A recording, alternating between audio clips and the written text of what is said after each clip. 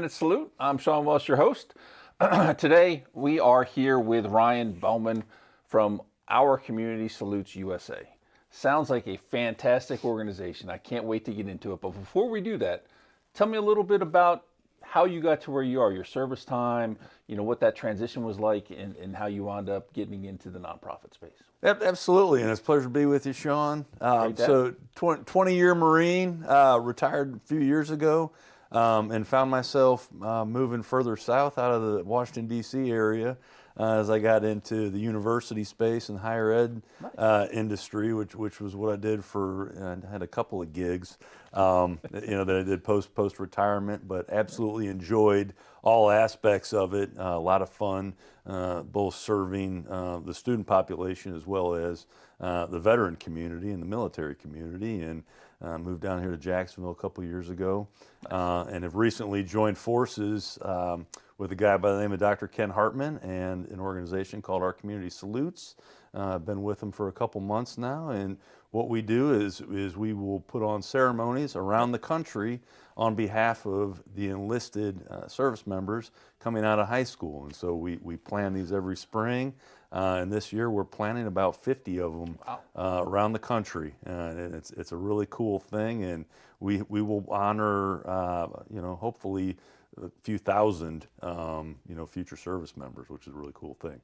That is awesome, because a lot of people have different ceremonies for different things they're doing, right? Mm-hmm. But historically, there hasn't been a whole lot for people who decide, I'm going to graduate high school, I'm going to go into the military, and then figure out what the next step is after that. So what was the driving force behind that? What made Our Community Salutes decide that this was needed? We needed to celebrate these individuals going to serve their country right out of high school. Yeah, it's a great story. So Dr. Hartman, way back when, about 15 years ago, was sitting on his as a member of his local school board up in New Jersey, and decided, hey, there is absolutely no recognition going on for kids that are entering military service through the enlisted ranks. You have recognition for kids going to college. Right. You have recognition for kids getting ROTC scholarships and a lot of other things, but there was nothing happening for the enlisted ranks. And he vowed to change that. And over time, he started in his backyard, literally, in New Jersey. And like I said, he's just grown, all by himself. And so this year he decided, hey, I need to bring a couple more folks on, because 50 different sites, that's a lot of them. And so it's a community-based approach. We involve local community leaders in every single one of these places. It's a volunteer thing from those folks, and so they just raise their hand and say, hey, we want to be involved, and they do. That's fantastic. I absolutely love the entire concept there. What has it been like in your experience for the students that get to experience that, or what kind of feedback are you guys receiving as far as that's concerned? It's amazing, and the thing I didn't mention was the parents are also involved with it, and so the kids and the parents get to come to this. And if you ever had an opportunity to look at one of his after action reports where he takes surveys and he does all that, mm-hmm. It is upwards of about 90% plus in terms of satisfaction rate out of these kids, that a good many of them, in the past, where some may get to a point and they may struggle to think whether or not they actually want to get on the bus and go, it's nearly 100% of those that come to these ceremonies that get on, they will get on the bus and continue to go through with it. They don't need to back out. They realize, hey, yeah, there's a community back here behind me, either while I'm serving or when I come home, when I decide to depart service. And so the more engaged the communities are, the belief is, the stronger backing these kids will have getting in, and it really does help drive the recruiting efforts and all those things, which is part of the vision. That's amazing. And yeah, that first step up onto the bus, yeah, a lot different than that step off the bus. Yeah. Probably a lot slower. And yeah. Oh yeah. You get off that bus pretty quick. So that is just absolutely wonderful. So as this continues to grow, how does a school get involved with this? How does a community decide they want to have this? So basically, what the requirement is, about 4 or 5 people because that's about the number of jobs that there are for community volunteers. But basically, there's a form through our website, and our website is ourcommunitysalutes.org.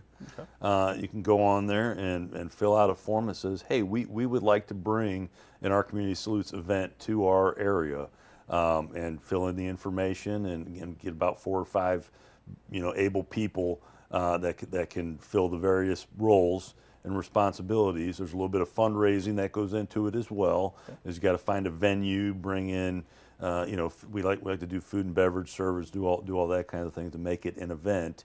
But there's a vendor piece to it that we can bring local sponsors in and do all that kind of stuff. So yeah, if folks are interested, we just did a town hall meeting, we call it, last week, where we had the community leaders from across the country. Awesome. And so we had about 30 of them on the town hall, and we talked about roles and responsibilities and the way forward for 2024.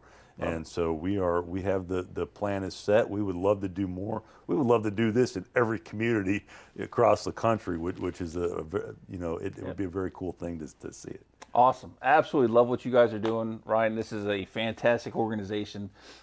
Really, I think just honoring our future service members that are going out there to do their duty and serve their country. I want to thank you for coming on today, Ryan. Thank you, Shawn. Love what Our Community Salutes is doing.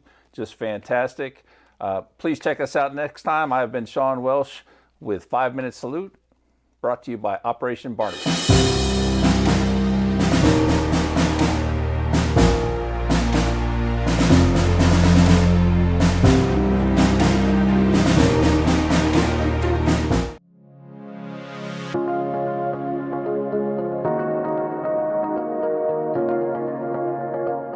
My name is Helena Pugh. I am the founder of Zahara Veterans Network. So I started Zahara Veterans Network because as I transitioned out of the military in 2012, I was encountering so many challenges with my transition, and I realized that there really wasn't an organization that spoke definitively to the issues that impacted women veterans, but also I encountered other male veterans who were having very similar issues to which there really wasn't an answer. So I started the organization so that I can provide information for other veterans, but also put us on the path to start providing those services that weren't being offered.